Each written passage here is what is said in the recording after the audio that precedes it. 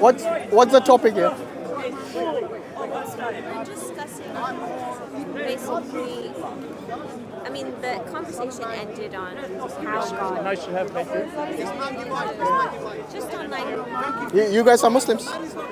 No? I think that the conversation became, it was from a spiritual stance, and then those two men were talking, and then I think it went south. It was a productive conversation, and then What's your background, if you don't mind me asking? like my religious background. Your religion? I don't think I have a particular religious No? background. Your parents? My parents, I mean, I'm here to learn and see what conversations people are having and how people are connecting. Yeah. And We all are here to learn, Exactly. and learning is from cradle to grave. what do you feel you've learned from being over here? I think it's good to have a conversation which is, like you said, productive. So normally we discuss about people's ideologies. Like, what is your view about maybe Palestine, or what's your view about God, or what's your view about generally treatment of other people, and kind of anything basically. Do you feel that people uphold, like when you observe people interacting, do you feel that they uphold elements of what they believe, or do you feel that We can't tell. We can only go based on But what they from tell what us, you isn't it? observe, Yeah, so based on what they tell us, we can only judge based on that. We haven't seen their real life, like how they behave. Yeah. They might be the complete opposite of what they tell us. That's true. So, but normally, we get an idea. For example, the reason I asked you about religion is because I'm a Muslim. Yeah, and we have very few people come from the Hindu background here. And it's one of the topics that I actually like to explore that and you're discuss. interested in? Yeah. I'm not a Hindu, so I wouldn't be the right person to have that conversation with. Yeah. I mean, surprisingly, I haven't met I don't think I've met many Hindus here. I mean, I haven't, not anyone who has self-identified, but Actually, they don't come here. I don't know why, but very few do. very interesting. Some of the people who have been the most interesting for us to talk to was that guy wearing the Satan mask? Have you spoken to him? I haven't, but my I friend think you my should friend speak spoke to him. Yeah. I think he's from a Sikh background. I don't know. He didn't share his belief with us. So he did share his belief last time when my friend spoke to him. Yeah. Yeah. But I think the reason when people ask him, why do you wear that mask? Yeah. He just says to get people's attention. Yeah, and it works. So have you spoken to him? We have. We spoke to him. What did he, I don't know, what did he say? Well, I think he was representing the people here. Just in He's general. representing. He's not representing religion. He's representing the behaviours of people. He's representing what he's observing, saying if you move away from love, compassion, respect, then You're doing Satan's job. Yeah, you're doing Satan's job, and not that he actually believes in Satan. It's more so that he's showing people, like it's like he's being a mirror of how you're engaging, what you're bringing, Yeah. who are you really, and because we saw people come up to him, screaming at him, and the same. Someone's going to go. He's going to Jannah. He's going, whatever. but they're the It's same not someone's people. entitlement. What makes Yeah. that individual Yeah. the ability to tell someone? That I don't think anyone can judge where people are going. That's what it's like. You're having a conversation. But you know what, look, I think you will agree with me that the first impressions do count. So if somebody's portraying themselves as a Satan, Yeah. then people will judge him accordingly. And that's human nature, isn't it? That's what he's doing. He's trying to. First of all, it goes back to he's trying to be the mirror. So he's trying to be the mirror of every single person. I feel like every single person is everyone's judge. He's a test. He's a test where when you see him with your religious beliefs, whatever beliefs people have, right? Yeah.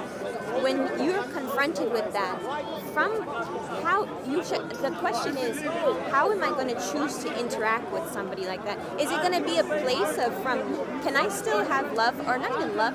Can I still have respect for someone, or should I? Because he's the example of you judge someone on their, I think most religions say you shouldn't judge a book by its cover. Yeah. You get to see what's in between the cover. But I think he's asking for it.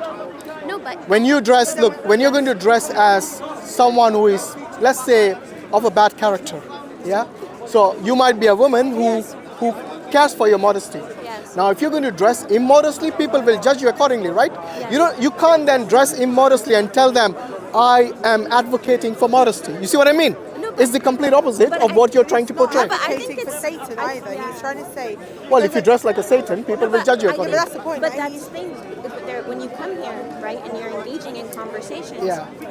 there should be a level if you're having conversation. If Yeah. I'm having conversation with you, I can't just look at you and talk to you from that level. I have to have a conversation beyond that, or else there's nothing Yeah, productive that happens. I was talking about the first impression. I understand. Okay, but so when have to people, react beyond the first yeah, impression. no, I agree. We shouldn't judge a book by its cover. Yelling, So it's not we are agreeing with each other that we Yes. shouldn't judge someone Yes. by their looks and Yes. so on. But you see, people without even speaking, They do. they have to because that's human nature. That is but Like she's the complete opposite of that guy. I think everybody here is a bit performative. You know, people standing. I don't know how many people who I say who are saying something provocative. I question how much they even believe what they're saying, or is it Yeah. more so because they get a reaction out of you, right? That is what they want. I think. Exactly. Yeah. It's provocation in her case, It's provocation. and in his case, it might be a slightly less level. I think it's more philosophical. In Yeah, that it's, case. he wants you to get the attention to speak to him. Exactly. Because if he just stood there, Yes. then maybe he's thinking nobody will speak to me. But he could have always approached someone like the, Somewhat of peace, calmness, and education, Yeah. and being mindful of another. And it goes back to the point: you can have respect without seeing eye to eye. Yeah, you have to can have be- respect yes. without having the same. I totally opinion. agree with you. Yeah. Yes. And I think with him and her, the biggest difference is he allows you to take it To have your a own conversation. to come into Oh no, I it wouldn't and see compare your- him to her. Exactly. Yeah, Yeah, and an example is- even though he's dressed like a Satan, Yes. he's not acting like one. No, because She's in the mode of a Christian missionary, but she's not acting like a Satan. Everyone The complete opposite. themselves, how they admit Yeah. themselves and how they communicate. And the difference with that guy is he came to someone and they're upset by what she's saying, Yeah. but then they're participating, and it's the same level, like low level of behavior. You're not. It's provocation. It's provocation. They want to get a reaction from people, Yes. and maybe that makes them happy. I don't know. Yes. It's some void they want to fill in. Yes. You know, they might have some emptiness in there. Yeah. But anyway, let's. I kind of the reason I approached you is to ask you, what are your thoughts about our Creator? Do you believe in such a entity that has created this universe? Have you thought about it? I think that I'm from the stance where I'm still learning from the world, and I feel that I don't necessarily have a solid answer of.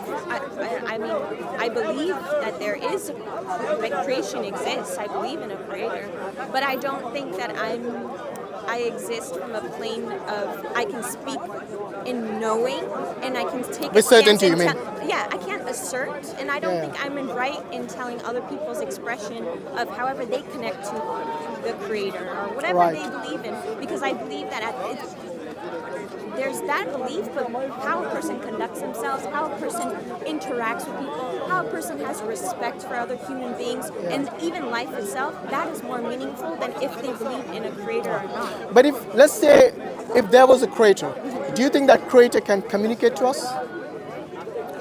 I mean, I think that's a good question. I think perhaps a creator would communicate to us in Yeah. various forms. I think Because- it would be an expression of existence. Yeah, not only that, I mean, people have different morals. So what might be good for you might not be good for your friend, and vice versa, you see? So who is going to arbitrate in that case when everything is subjective between good and bad? For example, 100 years from today, homosexuality was illegal and punishable by law in this country. But today it's permitted. So you see, as time changes, our morals change, and because it's subjective and it's always like changing. But who is going to tell who is right and who is wrong ultimately? Because if it's always going to be different, then you'll find a lot of contradictions within the morals as well, the moral values themselves. Don't you think so? But I think that there's a lot of things that I think there's a way of conducting yourself where there's inherent common sense. I think majority of the people have inherent common sense and have a moral compass of knowing what's right or wrong. So I think from that standpoint, certain things to me, maybe this is also my own assumption, I think certain things should be made obvious. Yeah. I mean, look, I personally, based on my experience, I'll say common sense is not so common. Yeah. So people will lie to you right in your face without even batting an eyelid. Yes, they might. To me that is immoral. To me Yes. that is unethical. Yes. And if you do that for your own benefit, it's even worse. But if people are going to lie, going to Yeah. cheat, going to steal, I think that if we exist in a world where certain truths exist, I don't think that means that you have to let that alter your seeking of truth. No, but you see, the reason I brought this point up is that if people don't believe in a creator who is going to hold you accountable, then people will actually, do what pleases them.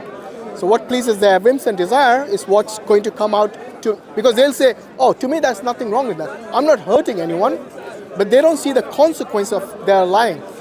They don't see the consequences of their immorality or unethical behavior. Part of the conversation we were having with the gentleman earlier, it's like to a certain degree, like yes, religion exists for that very reason, that it's a necessary element of life because it guides people who maybe don't have that common sense. And that's not to say that people who follow religion, even with common sense, no, absolutely. Everybody has something to gain from whatever they're pursuing, Yeah, but the thing about organized religions is that they actually have certain things which they call sin.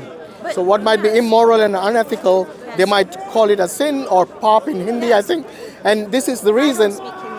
You don't speak Hindi? That's fine. Okay, because what they would then say is that, okay, I have no consequence, so I will just do as I please. Whereas the people in organized religion, they feel that God is going to hold them accountable. And there's going to be a time, by the way, as Muslims and also the other faiths like Christianity, they actually believe that there's going to be an accountability after you die. But don't you feel that people, as human beings, as people on this earth sharing a planet with other people, don't you think that you should also conduct yourself in a way where you don't need to make it because, oh, somebody's holding me accountable? Shouldn't you hold yourself accountable? Yeah. Shouldn't that exist? Because for me, are those true followers of a religion if they're only doing it in fear of something, not because the true belief of, oh, I'm doing this because this is what I want to do, or not even want, I should do. This is the standard I hold myself to, because that's somebody's holding them to a standard very minimum. If something external to me, if my mom or dad says, don't do this, do this, don't do this, do this, and I don't have the ability to say, no, I shouldn't do this, or I should do this, or this isn't right, then are those individuals really an embodiment of that belief system? That would be true if everyone agrees to a certain standard of what is good and what is bad. But since everyone has their own subjective understanding of what is good and bad, then they cannot be held accountable because they can always say, according to me, that is not bad. See what I mean? I mean, imagine this. You drive. Yeah. When you drive, you know that when there's a speeding camera and you get caught speeding, you'll get caught. And you'll be accountable for the fine or whatever it comes to you. If there was no speeding camera, many people just drive fast over the limit as well. You know why? Because they know there's no accountability for their action.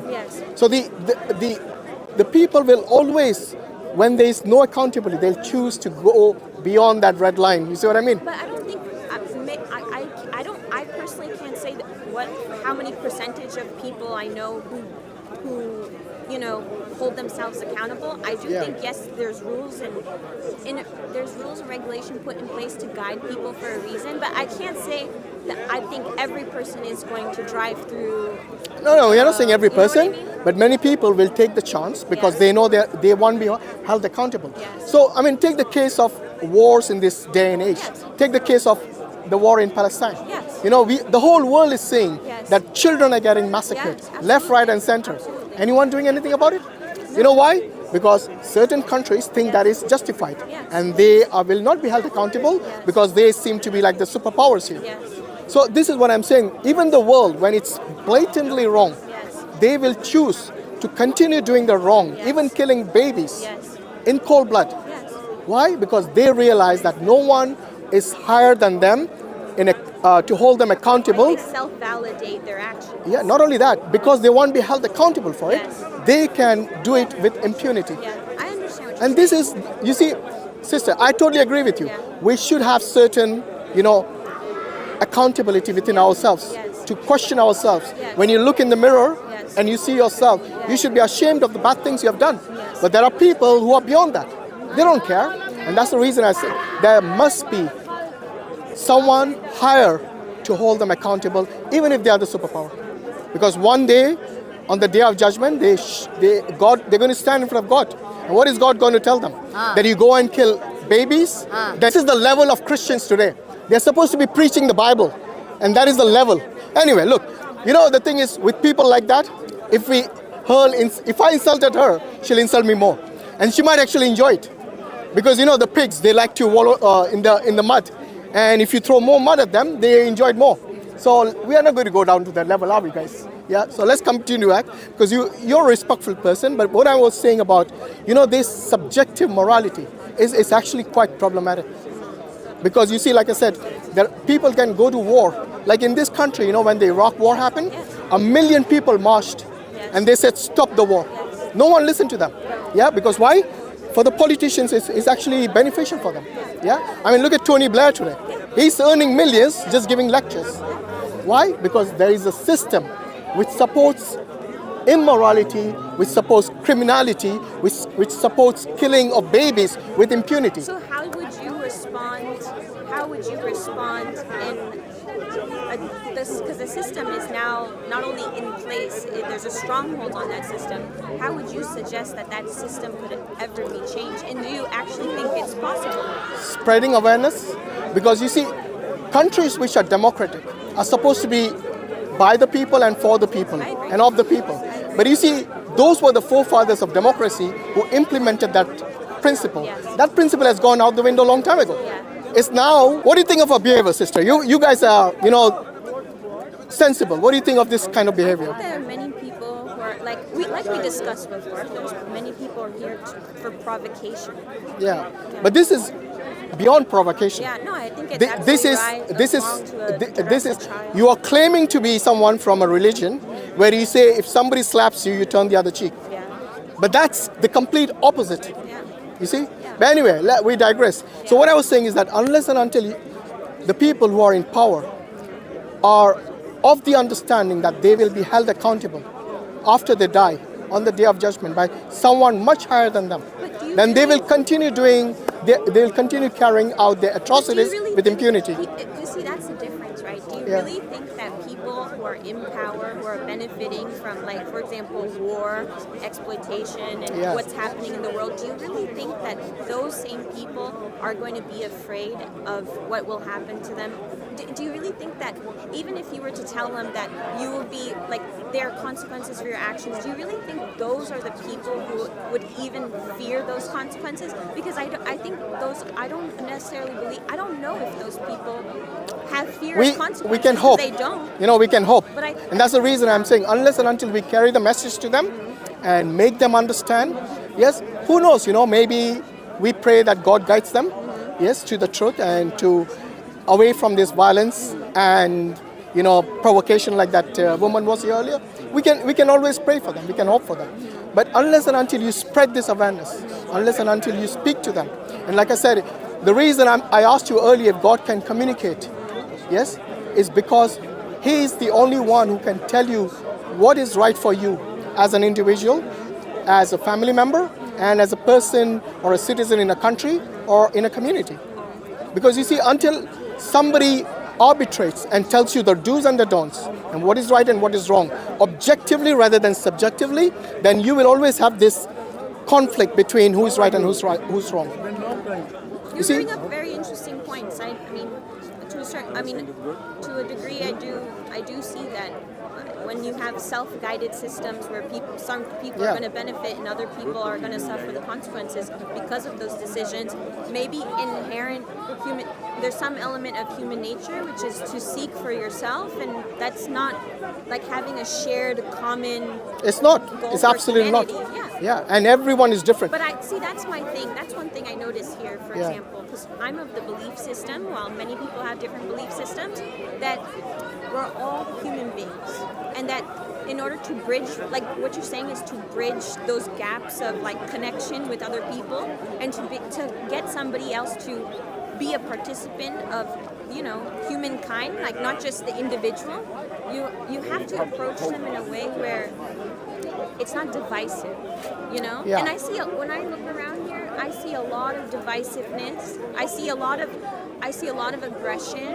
I see a lot of disagreement. But what productivity? Like, what productive conversations are happening here? People screaming at each other. People yelling. Is this the level of human interaction that we Actually, should have. unfortunately, I think it's showing low level. No, unfortunately, interaction. this is a macrocosm of our society. It is. It's. You see, because our society, not everything is hunky-dory. Yes. Yes, like I said, there's a lot of wars, a lot of atrocities, there's a lot of injustice. So for me, justice is the most important. It comes even before love and peace. You know why? Because if you have injustice, you're always going to have problems. Yes. No matter how much you speak of love, Yes. no matter how much you speak about peace, Yes. if there is injustice, then that's going to be the root cause of everything. Yes. Yeah. So when somebody's land has been taken away by Yes. force, or somebody's rights have been taken away by force, Yes. then they are going to feel neglected. They are going to feel victimized. Absolutely. And unless someone intervenes and gives them the rights, Yes. then it doesn't matter whether it's Amnesty International. Yeah. They have been crying out for years about Yes. all the atrocities Yes, in the yeah. world. Yeah. Does anyone bat an eyelid? No, because you will always have these powerful Because people. you have a power imbalance. You have a Yeah. structural imbalance in the world. But Maya also feared, if you eradicate one power structure, will it just not form another system? It will. It Exactly. will. It will. So the good and evil is always going to be there in the world, Yeah. and this has been there for, time immemorial. Yes. But that's where, God comes in. Because the only way we can actually see as to what is right and what is wrong, what is justice and what is injustice, and whether you will eventually be accountable and you will eventually be rewarded as well for the good things you do. So accountability for the bad things and the injustice, and reward for the good things. And I think this, if you look at any system, unless and until it has punishment and reward in it, that system doesn't work. I talked about the traffic system earlier, remember? Trust me, the traffic system, if there was no punishment, if there was no fines, it would collapse. Yeah. So what I'm saying is that a real just system should have these two elements. I agree, but my thing is, how does that just system manifest in this world? Because the thing is, it's you're right. Like, there's some saying basically like power goes where money flows, for example. Right? Yeah, kind of, Yes. yeah. So with the system that we have in place, how would that be changed? Even because even if you had people who know there is a system in place of consequences for actions. I mean, it's a very A lot of difficult people thing. have changed their lives. Yes. I'll give you an example. Have you heard of Ashoka the Great? So he actually basically conquered all of North India, plus Pakistan, current day Pakistan, and current day Afghanistan. That's how large India was at one point. Yes. So he actually took part in the Kalinga Wars, which Yes. were like huge wars, Yes. and killed millions, I don't know if millions, but let's say scores of people. Yes. Eventually he came to his senses that all this violence is wrong. Yes. And he came to his senses and he became like a monk. Yes. And I think he adopted Buddhism or religion where there's no violence. Yes. So religion of non-violence, which advocates non-violence, ahimsa, you must have heard of that Yes. term. And that's what, so I think even people like Ashoka can change, Yes. and people have changed in their Yes. life. There are many people, even in our histories, I think all over the world, Yes. where ruthless people have become really good, and sometimes the other way around as well. And that's why I'm saying the only way we can do this is by communicating the religion, values, because you see most of the morals today, they don't come from atheists and seculars, Yes. because they themselves adopt the values, morals from the religion. And the reason I keep saying religion is because that's where God communicates with you. You see? And this has been always the case. The good and evil is always there. And the only way to get rid of the evil is to educate them about what is good and about the consequences of the evil actions. But that's where I think maybe that I see the problem in your logic. And I agree with maybe to a degree with what you're saying. But do you really think that the people who are benefiting from this system are going to be receptive to religion or the idea that they have consequences when they're gaining from the system? They are actually. A lot of people do change, like I said.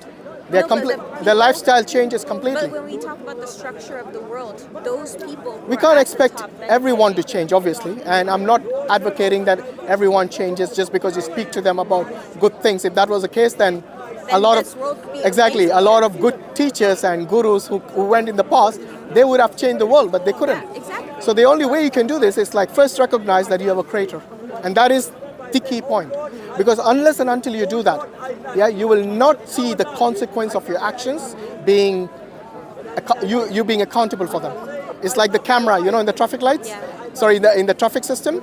that unless there's a camera observing you, you will never abide by the rules. The only way is because now you know that your actions are going to be accountable on that day of judgment. And that's where God comes in, you see, because no one can say they're more superior.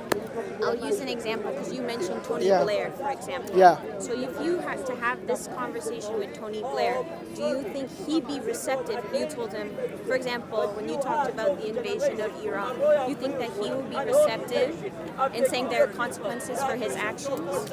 How do you? I don't know if he's going to be Let's receptive. not talk about like Yeah. the average person. When you're talking at people of, these specific individuals. Yeah. How would you? Look, interact unless with those individuals? I would speak, wallahi, I would speak the same way I spoke to you. Yeah, so if you want to speak to someone, you expect them to abide by the good and let go of the evil deeds. Because this is a principle in Islam. We call it Amr bil Ma'ruf wa Nahy anil Munkar, which means we propagate we advocate for what is good and we forbid what is evil.